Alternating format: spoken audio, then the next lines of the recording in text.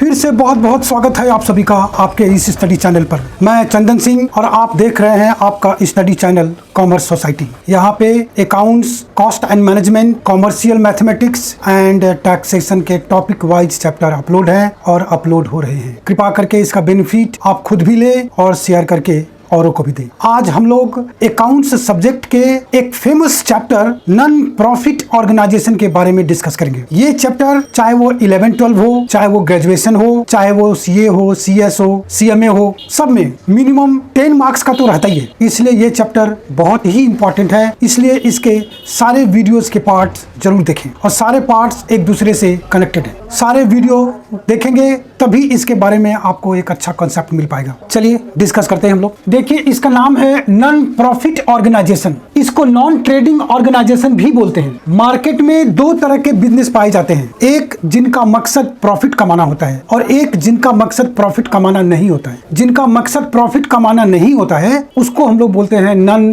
Profit organisation. जैसे ऐसा organisation जो सोशल वेलफेयर का काम करे, regarding sports, arts, culture, education sector में काम करे, रिलीजियस में काम करे, हॉस्पिटैलिटी में काम करे, क्लब, ट्रस्ट, ये सब जो बिजनेस होते हैं इनका मकसद प्रॉफिट कमाना नहीं होता है, सोशल सेटिस्फेक्शन होता है। भले ही आप हॉस्पिटल में बिल जमा नहीं करेंगे, आपको हॉस्पिटल से निकाल दिया जाएगा, आप मर जाएंगे, इलाज नहीं होगा। स्कूल में फीस जमा नहीं करेंगे, स्कूल से निकाल दिया जाएगा। लेकिन इनका जब रजिस्ट्रेशन होता है तो इनका जो मोटो लिखा जाता है, जो पर्पस लिखा जाता है, वो सोशल वेलफेयर लिखा जाता है। प्रॉफिट कमाना इनका मकसद नहीं होता। तो ऐसे ऑर्गेनाइजेशंस को हम लोग नॉन प्रॉफिट ऑर्गेनाइजेशन बोलते हैं। ठीक है, चलिए देखिए यहाँ पे इसके कुछ फीचर्स हैं। पहला फीचर्स आया इंटिटी। इनका सेपरेट लीगल इंटिटी होता है। They are promoted by individuals and enterprise but they are not owned by individual and enterprise. ठीक है, नेक्स्ट पॉइंट आया form. These organisations are set up for social charitable purpose in the form of club, trust, societies ETC. इस form में ये बनाया जाता है। No profit motive. ये जो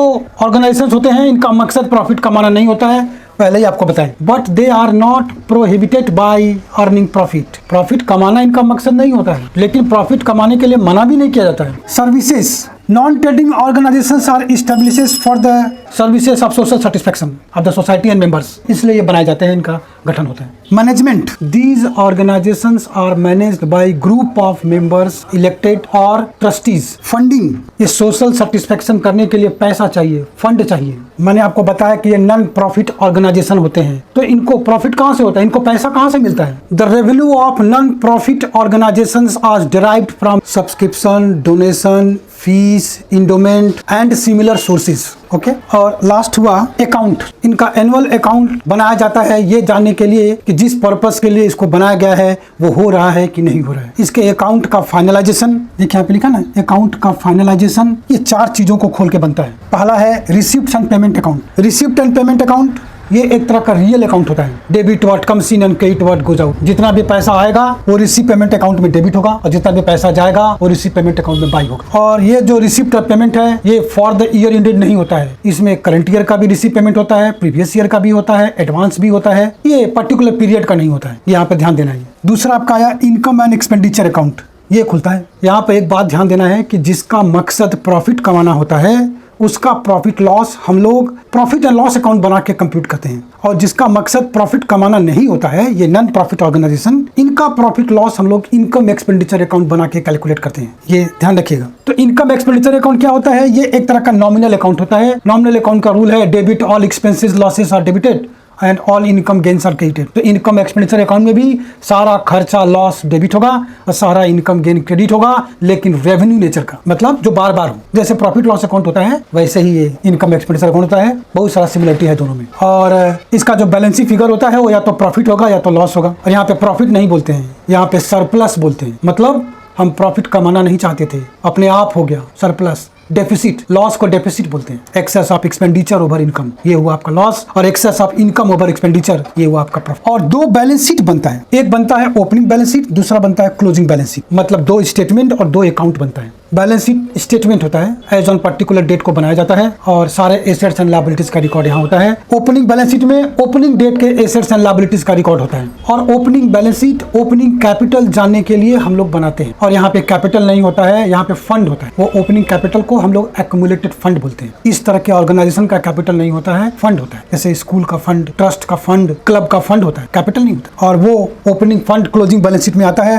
क्लोजिंग बैलेंस शीट में क्लोजिंग डेट के एसेट्स एंड लायबिलिटीज का रिकॉर्ड होता है और फाइनेंशियल पोजीशन जानने के लिए हम लोग इसको बनाते हैं। ठीक है, अपने को जो क्वेश्चन पूछेगा वो 3 तरीके का होगा। पहला होगा from receipt and payment account and adjustment. आपको एक रिसीप्ट पेमेंट दिया रहेगा और कुछ एडजस्टमेंट दिया रहेगा, उससे हम लोगों को income expenditure, opening balance sheet and closing balance sheet हमको बनाना होगा। दूसरा 2 डेट का बैलेंस शीट दिया रहेगा, ओपनिंग, क्लोजिंग और एडजस्टमेंट दिया रहेगा, उससे हम लोगों को इनकम एक्सपेंडिचर बनाना रहेगा, रिसीप्ट पेमेंट बनाना रहेगा। और तीसरा है इनकम्प्लीट रिकॉर्ड। इनकम्प्लीट रिकॉर्ड हमको दिया रहेगा, उस रिकॉर्ड को हम लोग एडजस्ट करके हम लोग receipt payment, income expenditure, opening balance sheet, closing balance sheet, ये सब बनाना होगा। तो ये 3 तरह के क्वेश्चंस हमको पूछेंगे। ठीक है, अब आया एडजस्टमेंट्स। इसमें जो एडजस्टमेंट दिया रहेगा वो या तो ओपनिंग डेट का दिया रहेगा, या तो क्लोजिंग डेट का दिया रहेगा, या कोई डेट ही नहीं रहेगा। ध्यान दीजिए, क्लोजिंग डेट का जो एडजस्टमेंट रहता है उसको हम लोग जैसे फाइनल अकाउंट में ट्रीट करते हैं वैसा ही करेंगे। Final account of trading concern, partnership concern में जैसा हम लोग ट्रीट करते हैं वैसा ही करेंगे। तो अगर क्लोजिंग डेट का एडजस्टमेंट होगा तो क्लोजिंग बैलेंस शीट में होगा, और फाइनल अकाउंट में जैसा करते हैं एड लेस वैसा ही करेंगे। ओपनिंग डेट का एडजस्टमेंट होगा तो ओपनिंग बैलेंस शीट में होगा, और फाइनल अकाउंट का उल्टा करेंगे, अपोजिट करेंगे। ये एक छोटा सा फंडा है, याद रखिए। ऐसा क्यों होता है 2-4 सम करने के बाद बताएंगे। क्लोजिंग डेट का एडजस्टमेंट जैसा फाइनल अकाउंट में करते हैं वैसे ही करेंगे। ओपनिंग डेट का एडजस्टमेंट उल्टा करेंगे, मन ऐड वाला लेस करेंगे, लेस वाला ऐड करेंगे, और ऐसा एडजस्टमेंट जिसका डेट नहीं दिया हो उसको क्लोजिंग मान लेंगे। क्लोजिंग डेट का एडजस्टमेंट क्या होता है? क्लोजिंग डेट का एडजस्टमेंट होता है, मतलब अगर आपका आउटस्टैंडिंग दिया हुआ है या एक्रूड दिया हुआ है तो ये प्लस होता है। जैसे आउटस्टैंडिंग सैलरी दिया हुआ है, एक्रूड इंटरेस्ट दिया हुआ है, एक्रूड डिविडेंड दिया हुआ है क्लोजिंग डेट का, तो फाइनल अकाउंट में ऐड करते हैं, यहाँ भी ऐड करेंगे। और अगर आपका प्रीपेड और एडवांस दिया हुआ है, प्रीपेड और एडवांस दिया हुआ है तो ये हम लोग फाइनल अकाउंट में लेस करते हैं। तो क्लोजिंग डेट का अगर आउटस्टैंडिंग एक्रूड दिया है तो प्लस करेंगे, प्रीपेड और एडवांस दिया है तो लेस करेंगे, और क्लोजिंग बैलेंस शीट में इसका ट्रीटमेंट होगा। यही अगर ओपनिंग डेट का दिया है तो इसका उल्टा होगा, मतलब आउटस्टैंडिंग एक्रूड को लेस करेंगे और प्रीपेड एडवांस को ऐड करेंगे, और जिस डेट का होगा उस डेट के बैलेंस शीट में जाएगा। ओपनिंग है तो ओपनिंग बैलेंस शीट में जाएगा। और 2 बातों को ध्यान रखना है। पहला, ऐसा कोई एक्सपेंसेस जिसका ओपनिंग, क्लोजिंग, परचेज तीनों दिया हुआ है तो हम लोग उसका नेट निकालेंगे, उसको कंज्यूम बोलते हैं, कंज्यूम निकालेंगे, या हम लोग उसको नेट बोलते हैं। ये इक्वल टू होगा opening plus purchases minus closing करके जो अमाउंट आएगा उसको हम लोग इनकम एक्सपेंडिचर में दिखाएंगे। Opening balance opening balance sheet में, closing balance closing balance sheet में आएगा। और दूसरा बात, ऐसा कोई fix assets and fix liabilities अगर ओपनिंग डेट को है और क्लोजिंग को नहीं है तो वो उल्ट थोड़ी जाएगा, वो क्लोजिंग में भी आएगा। Building, plant, machinery, furniture, investment, ये सब फिक्स एसेट है। अगर ओपनिंग में है और क्लोजिंग में कुछ नहीं बोला तो ओपनिंग वाला बैलेंस क्लोजिंग में आएगा। और फिक्स लायबिलिटी में लोन, ओपनिंग में है, क्लोजिंग में कुछ नहीं बोला तो ओपनिंग वाला क्या होगा, क्लोजिंग में आएगा। तो ये कुछ बेसिक कॉन्सेप्ट है जिसका तैयारी हम लोग को करना पड़ेगा सम बनाने से पहले। अब चलिए कुछ इंपॉर्टेंट सम्स करके आपको दिखाते हैं जिससे आपको इसके बारे में एक बेटर आइडिया मिल सके। पहला तो हम लोग यही करेंगे, from receipt payment and adjustment से income expenditure, opening balance sheet, closing balance sheet, ये हम लोग पढ़ते हैं। चलिए, ये पहला तरीका हम लोग पढ़ रहे हैं जिसमें हम लोगों को रिसिप्ट एंड पेमेंट और कुछ एडजस्टमेंट दिया रहेगा, उससे हम लोग इसके अकाउंट का फाइनलाइजेशन करेंगे। इसमें देखिए क्वेश्चन में एक कैश बुक दिया हुआ है जिसका कैश कॉलम है और बैंक कॉलम है, डेबिट साइड में भी और क्रेडिट साइड में भी। तो डेबिट साइड में कैश बुक के डेबिट साइड में रिसिप्ट होता है और क्रेडिट साइड में क्या होता है, पेमेंट होता है। या तो ऐसे कैश बुक दिया रहेगा या रिसिप्ट एंड पेमेंट अकाउंट दिया रहेगा और नीचे कुछ एडजस्टमेंट दिया रहेगा। अब देखिए इसका फॉर्मेट, देखिए ये इसमें 3 चीज बनता है, ये 2 स्टेटमेंट बनता है और एक अकाउंट बनता है। एक बनेगा ओपनिंग बैलेंस शीट, दूसरा बनेगा इनकम एंड एक्सपेंडिचर अकाउंट और तीसरा बनेगा क्लोजिंग बैलेंस शीट। ये जो क्वेश्चन है ये कैश बुक दिया हुआ है 31 दिसंबर 2022 का दिया हुआ है, ठीक है। तो ये जो ओपनिंग बैलेंस शीट बनेगा ये 31 दिसंबर 2021 का बनेगा, या आप 1 जनवरी 22 भी बोल सकते हैं। इसमें यहाँ पे लायबिलिटी होगा, यहाँ पे एसेट्स होगा ओपनिंग डेट का, और इनकम एक्सपेंडिचर बनेगा क्लोजिंग डेट को, वो होगा 31 दिसंबर 2022। डेबिट साइड में एक्सपेंडिचर होगा, क्रेडिट साइड में इनकम होगा। उसके बाद ये क्लोजिंग बैलेंस शीट बनेगा 31 दिसंबर 2022 को, ये वाला ओपनिंग है और ये वाला क्लोजिंग है। इसमें क्लोजिंग डेट का एसेट्स एंड लायबिलिटी आएगा। यहाँ एक चीज ध्यान दीजिएगा, ये वाला बैलेंस शीट ओपनिंग है जो 21 का है और जो 22 का है वो क्लोजिंग है। ओपनिंग बोलने से इस बैलेंस शीट में आएगा, क्लोजिंग बोलने से इस बैलेंस शीट में आएगा। सबसे पहले हम लोग क्या करेंगे, जो रिसीव पेमेंट दिया हुआ है या जो कैश बुक दिया हुआ है उसका ओपनिंग बैलेंस शीट में बैठाएंगे, क्लोजिंग बैलेंस शीट में बैठाएंगे। सबसे पहले तो देखिए इसका ओपनिंग बैलेंस दिया हुआ है, कैश में 350 है और बैंक में 8500 है, वो हम लोग यहाँ उतार लेते हैं। देखिए ओपनिंग बैलेंस शीट में कैश और बैंक, कैश है 350 और बैंक है 8500। उसी तरह से क्लोजिंग वाला भी उतार लेते हैं। क्लोजिंग में कैश है 505, इसको इनर में लिखते हैं क्योंकि इसमें एडजस्टमेंट है, और बैंक को हम लोग सीधा आउटर में कर देते हैं 8100। ठीक है, अब हम लोग नीचे जो एडजस्टमेंट दिया हुआ है पहले हम लोग उसको ट्रीट करेंगे। अब मैंने आपको पहले ही बताया है कि क्लोजिंग डेट का जो एडजस्टमेंट होगा वो फाइनल अकाउंट जैसा होगा, मतलब फाइनल अकाउंट में जो ऐड करते हैं ऐड करेंगे, जो लेस करते हैं लेस करेंगे। ओपनिंग डेट वाला उल्टा हो। देखिए यहाँ पे बोला है कि 1 जनवरी मतलब ओपनिंग डेट को एसेट्स वेयर एज, एसेट्स दिया हुआ है ओपनिंग डेट का, बिल्डिंग दिया हुआ है, फर्नीचर दिया हुआ है, यूटेंसिल्स दिया हुआ है। हाँ, ये सब यहाँ उतारते हैं ओपनिंग बैलेंस शीट में। ओपनिंग डेट का है तो ओपनिंग बैलेंस शीट में आएगा building 20,000, furniture 5000, utensils 3500, prepaid income tax देखिए ये एडजस्टमेंट है 500, प्रीपेड इनकम टैक्स 500। देखिए प्रीपेड एडजस्टमेंट है। क्लोजिंग का प्रीपेड होता तो हम लोग लेस करते हैं, लेकिन फाइनल अकाउंट में प्रीपेड को लेस करते हैं। ओपनिंग का होगा तो ऐड हो जाएगा। ठीक है, तो यहाँ पर लिखेंगे हम लोग टू इनकम टैक्स। देखिए कैश बुक के पेमेंट साइड में दिया हुआ है इनकम टैक्स, इनर में 3800 और ये प्रीपेड ओपनिंग का है। क्लोजिंग का होता तो लेस होता, ओपनिंग का है तो इसमें ऐड हो जाएगा 500 रुपीज़। उसके बाद ओपनिंग डेट का इन्वेस्टमेंट दिया हुआ है 15,000 रुपीज़, ये एसेट्स है, ये ओपनिंग बैलेंस शीट में आ जाएगा। देखिए सेकंड एडजस्टमेंट देखिए ओपनिंग डेट का लायबिलिटीज दिया हुआ है तो ओपनिंग बैलेंस शीट के लायबिलिटी में आएगा अनपेड मेडिकल एक्सपेंसेस, मतलब आउटस्टैंडिंग है, तो यहाँ लिखते हैं ओपनिंग बैलेंस शीट के लायबिलिटी साइड में आउटस्टैंडिंग मेडिकल एक्सपेंसेस 300 रुपीज़। तो ये ओपनिंग का आउटस्टैंडिंग है, उल्टा होगा। क्लोजिंग डेट का अगर आउटस्टैंडिंग होता तो जैसा फाइनल अकाउंट में करते हैं वैसा करेंगे, मतलब ऐड करते हैं, लेकिन ओपनिंग का है इसलिए लेस हो जाएगा। तो यहाँ पर लिखेंगे हम लोग टू मेडिकल एक्सपेंसेस एक्सपेंडिचर में। देखिए कैश बुक के पेमेंट साइड में दिया हुआ है मेडिकल एक्सपेंसेस, इनर में 4600, इसमें होगा लेस आउटस्टैंडिंग क्योंकि ये ओपनिंग डेट का है। क्लोजिंग का होता तो जैसा फाइनल अकाउंट में करते हैं वैसा करते हैं, ऐड कर 300 रुपीज़। उसके बाद लोन फ्रॉम एम्प्लॉयर, ये ओपनिंग का लायबिलिटी है, यहाँ लिखेंगे लोन फ्रॉम एम्प्लॉयर 5000 रुपीज़। उसके बाद थर्ड एडजस्टमेंट है क्लोजिंग डेट का, प्रीपेड मेडिकल 400 है, क्लोजिंग डेट का प्रीपेड है, क्लोजिंग डेट के बैलेंस शीट में आएगा। यहाँ पे देखिए प्रीपेड मेडिकल एक्सपेंसेस, ओपनिंग का रहेगा तो ओपनिंग में आएगा, क्लोजिंग का रहेगा तो क्लोजिंग बैलेंस शीट में आएगा। प्रीपेड मेडिकल एक्सपेंसेस 400 है, तो क्लोजिंग का प्रीपेड तो लेस होता है फाइनल अकाउंट में, तो यहाँ भी लेस करेंगे हम लोग। देखिए यहाँ से लेस कर देंगे, लेस प्रीपेड, ये क्लोजिंग डेट का है। एक्रूड डिविडेंड, क्लोजिंग डेट का है एक्रूड डिविडेंड, तो डिविडेंड तो भाई पेमेंट भी होता है रिसीट भी होता है, कैसे पकड़ेंगे कि ये मिलने वाला है कि देने वाला है। देखिए कैश बुक के डेबिट साइड में लिखा हुआ है डिविडेंड, रिसिप्ट है, तो कैश बुक के डेबिट साइड में देखिए 600 रुपीज़ का डिविडेंड रिसीव हुआ है और एडजस्टमेंट में दिया हुआ है कि 600 का डिविडेंड मिलना बाकी है, मतलब एसेट्स है। क्लोजिंग डेट का देखते हैं, यहाँ लिखेंगे हम लोग एक्रूड डिविडेंड 600 रुपीज़, और क्लोजिंग डेट का एक्रूड है तो ऐड होगा। क्लोजिंग डेट का आउटस्टैंडिंग एक्रूड ऐड होता है और प्रीपेड और एडवांस क्या होता है, लेस होता है, तो ओपनिंग में उल्टा होगा। ये क्लोजिंग डेट का है तो ये ऐड होगा डिविडेंड में, ये डिविडेंड तो इनकम है, यहाँ लिखेंगे बाय डिविडेंड जो कैश बुक के डेबिट साइड में दिया हुआ है 600 रुपीज़, इसमें लिखेंगे ऐड एक्रूड, क्लोजिंग डेट का है 600 रुपीज़। उसके बाद क्वेश्चन में बोला है depreciate building bye 5% and furniture bye 2%। तो चलिए डेप्रिसिएशन हम लोग लेस कर देते हैं क्लोजिंग डेट का। बिल्डिंग अगर कुछ नहीं बोलेगा तो ओपनिंग वाला ही क्लोजिंग में आ जाता है, तो ओपनिंग का बिल्डिंग था 20,000, तो क्लोजिंग में भी 20,000 होगा।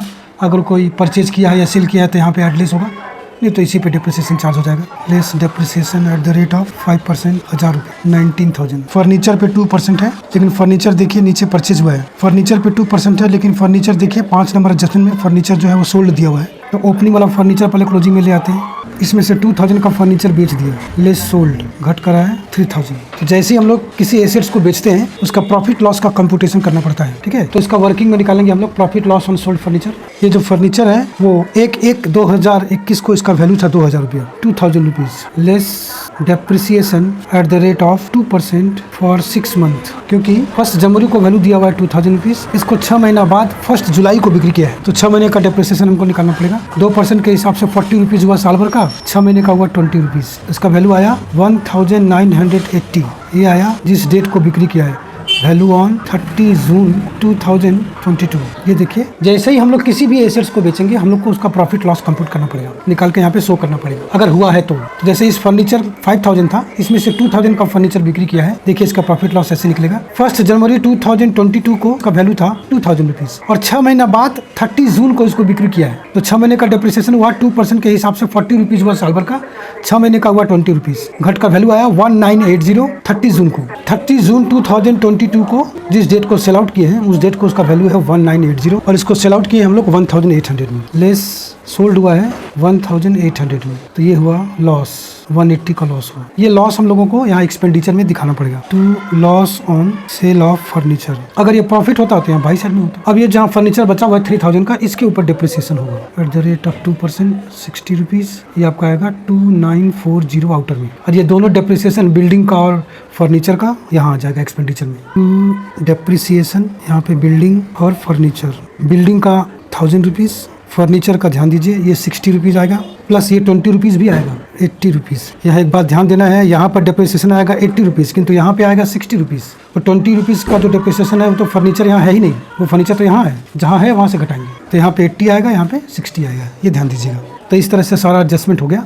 अब हम लोग कैश बुक का जो रिमेनिंग आइटम है वो जहाँ जहाँ आएगा वहाँ उतार दें। एसेट्स लायबिलिटी रहेगा तो बैलेंस शीट में रहेगा, खर्चा इनकम रहेगा तो इनकम एक्सपेंडिचर में आ जाएगा। चलिए देखिए कैश बुक के डेबिट साइड में जो रिसिप्ट है, बैलेंस तो हो गया, सैलरी रिसिप्ट हुआ है 42,000, यहाँ इनकम साइड में लिखेंगे by sale 42,000, by house rent 10,800, dividend तो हो गया, by interest on bank deposit 250। देखिए इनकम है, चाहे वो कैश में हो चाहे बैंक में हो, उससे मतलब नहीं है। देखिए एक आइटम दिया हुआ कैश, यहाँ पे 2 कैश है, देखिए कैश बुक में 2 कैश है, और कैश बुक के बाई साइड में देखिए बाई बैंक है। 2 कैश लिख के बैंक में है और बाई बैंक लिख के कैश में है, इसका मतलब एक कॉन्ट्रा एंट्री है। तो कॉन्ट्रा एंट्री ना एक्सपेंसेस होता है, ना इनकम होता है, ना एसेट्स होता है, ना लायबिलिटी होता है, ये तो ट्रांसफर होता है, तो इसका रिकॉर्ड यहाँ नहीं होगा। चलिए फिर देखिए कैश बुक के क्रेडिट साइड में डेली मार्केटिंग एक्सपेंस है, यहाँ लिखते हैं 2 साइड में 18,700, ration and other expenses 14,225, medical expenses तो हो गया, travelling expenses 3,200, educational expenses 5,800, purchase of shares, देखिए शेयर्स खरीद रहे हैं तो ये हमारा एक्सपेंस नहीं है, ये एसेट्स है।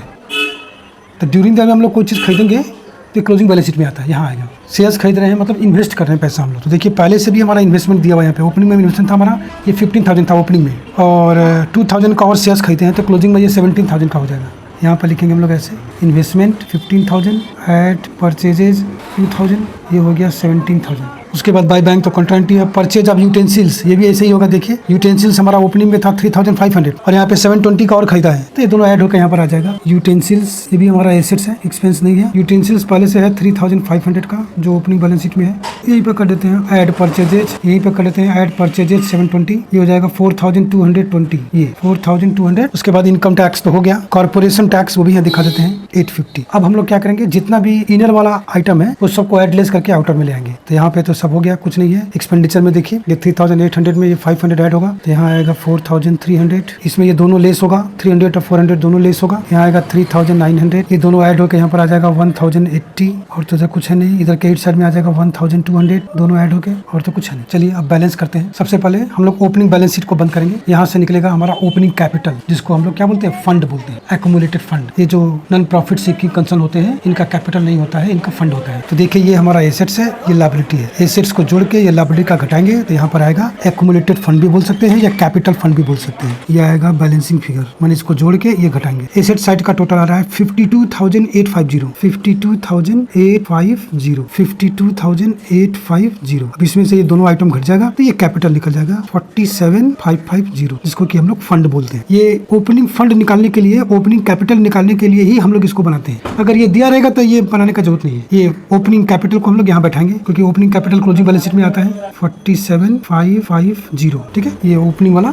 यहाँ आता है। अगर ये एक्यूमुलेटेड फंड दिया रहेगा, ओपनिंग कैपिटल दिया रहेगा, तो ये ओपनिंग बैलेंस शीट बनाने का जरूरत नहीं है। हाँ, कोई मिसिंग फिगर जानने के लिए हम लोग इसको बना सकते हैं। अब ये इनकम एक्सपेंडिचर बना को बैलेंस करते हैं हम लोग। देखिए ये इनकम है, ये खर्च है। इनकम में से खर्च को घटाएंगे तो यहाँ पे प्रॉफिट निकलेगा, जिसको कि हम लोग क्या बोलते हैं, सरप्लस बोलते हैं। और अगर खर्च ज्यादा होगा, इनकम कम होगा, तो यहाँ बैलेंस आएगा, इसको हम लोग डेफिसिट बोलते हैं। पहले बता चुके हैं आपको कि इस तरह के जो बिजनेस होते हैं वो प्रॉफिट कमाना नहीं चाहते हैं, प्रॉफिट हो जाता है, इसीलिए इसको सरप्लस बोलते हैं। तो इसका इनकम साइड ज्यादा है, देखिए बैलेंस करते हैं। इसका इनकम का टोटल ज्यादा है, इनकम का टोटल है 54,250, 54,250, वही टोटल लोग यहाँ पे लिखेंगे। अभी डेबिट वाला सारा लेस कर देंगे तो यहाँ पर निकलेगा टू सरप्लस। इसको बोलते हैं हम लोग excess of income over expenditure. तो ये आएगा 2015, ये हुआ सरप्लस। अब हम लोग ये क्लोजिंग बैलेंस शीट बनाएंगे, इसमें हम लोग ये सरप्लस को ऐड कर देंगे। ये जो निकला था 2015 और डेफिसिट रहेगा तो लेस कर देंगे 49,565। क्लोजिंग बैलेंस शीट को बैलेंस करने से पहले एक चीज आप जरूर याद रखिएगा या चेक कर लीजिएगा कि जो भी फिक्स एसेट्स और fix liabilities opening balance sheet में है वो क्लोजिंग में आएगा। आ गया है तो ठीक है, नहीं आएगा तो लिखना पड़ेगा। फिक्स एसेट मतलब building, plant, machinery, furniture, investment, etc.. Liability मतलब लोन या और कोई फिक्स लायबिलिटी, ठीक है। तो यहाँ देखिए बिल्डिंग, फर्नीचर, यूटेंसिल्स, इन्वेस्टमेंट, ये सब फिक्स एसेट था, ये देखिए क्लोजिंग में आ गया है। और लायबिलिटी साइड में देखिए ये लोन फ्रॉम एम्प्लॉयर, ये देखिए ओपनिंग बैलेंस शीट में है किंतु क्लोजिंग में नहीं है। ये आउटस्टैंडिंग तो करंट है, करंट लायबिलिटी है। लोन फ्रॉम एम्प्लॉयर ये फिक्स लायबिलिटी है, ये ओपनिंग वाला क्लोजिंग में आएगा यहाँ। अगर ये कैश बुक के क्रेडिट साइड में दिया होता कि repayment of loan to employer 2000 rupees, तो हम लोग यहाँ से घटा के 3000 लिखते क्योंकि ड्यूरिंग ईयर में पेमेंट कर दिया, लेकिन यहाँ सब कुछ बोला नहीं है, इसलिए ओपनिंग का लायबिलिटी क्या होगा, क्लोजिंग में आ जाएगा। और यहाँ पर एक चीज छूट गया था, ये देखिए यहाँ पे ये जो फर्नीचर को हम लोग बेचे थे 1800 का, उसका पैसा आया था अपने पास, वो इस कैश में ऐड होगा। ये जो फर्नीचर बेचे थे इसका लॉस तो यहाँ लिख दिए, डेप्रिसिएशन भी यहाँ लिख दिए, 2000 का बेचे थे वो घटा दिए फर्नीचर से, लेकिन ये जो 1800 रुपीज हमको रिसीव हुआ था वो भी यहाँ कैश में ऐड होगा। Add sale of furniture 1800 add होकर यहाँ पर आएगा 2305। अब इसके दोनों साइड का टोटल मिलना चाहिए, नहीं मिलेगा तो गड़बड़ है। मिल रहा है, टोटल है 54,565, इधर भी वही आएगा। तो इस तरह से रिसीव पेमेंट और एडजस्टमेंट दिया रहेगा। तो हम लोग इनकम एक्सपेंडिचर और बैलेंस शीट ऐसे बनाते हैं। फिर से देख लीजिए हम लोग इसको कैसे बनाएंगे। सबसे पहले क्या करेंगे, हम लोग ये फॉर्मेट खींच लेंगे। पहले opening balance sheet, income expenditure, closing balance sheet. Opening date का cash bank opening balance sheet में देखिए ये उतारेंगे सबसे पहले, क्लोजिंग डेट का cash bank closing balance sheet में, ये देखिए दूसरा काम करेंगे। तीसरा काम हम लोग सारे एडजस्टमेंट को ट्रीट करेंगे। अगर क्लोजिंग डेट का है तो क्लोजिंग बैलेंस शीट में और फाइनल अकाउंट जैसा एडलेस होगा, और ओपनिंग डेट का है तो ओपनिंग बैलेंस शीट में और फाइनल अकाउंट का उल्टा होगा एडलेस। उसके बाद रिसीव पेमेंट के सारे आइटम को जहां जहां आएगा वहां उतार लेंगे। एसेट्स लायबिलिटी है तो बैलेंस शीट में आएगा, और एक्सपेंसेस इनकम है तो यहाँ आएगा। उसके बाद हम लोग सबसे पहले ओपनिंग बैलेंस शीट को बंद करेंगे। बंद करके हम लोग ये निकालेंगे ओपनिंग कैपिटल, जिसको एक्युमुलेटेड फंड बोलते हैं ये, और इसका बैलेंस हम लोग यहाँ लाएंगे। उसके बाद हम लोग इनकम एक्सपेंडिचर को बंद करेंगे। ये देखिए ये निकलेगा सरप्लस, इधर आएगा तो डेफिसिट। इस सरप्लस को हम लोग क्या करेंगे, ये जो क्लोजिंग बैलेंस शीट है इसमें ऐड करेंगे एक्युमुलेटेड फंड के साथ, ये आया। उसके बाद जो भी हमारा ओपनिंग बैलेंस शीट में फिक्स एसेट और फिक्स लायबिलिटी है, क्लोजिंग में नहीं आया है तो ओपनिंग वाला क्लोजिंग में आ जाएगा, और फिर क्लोजिंग का बैलेंस टैली हो जाएगा। ठीक है, आज यही रुकते हैं, धन्यवाद।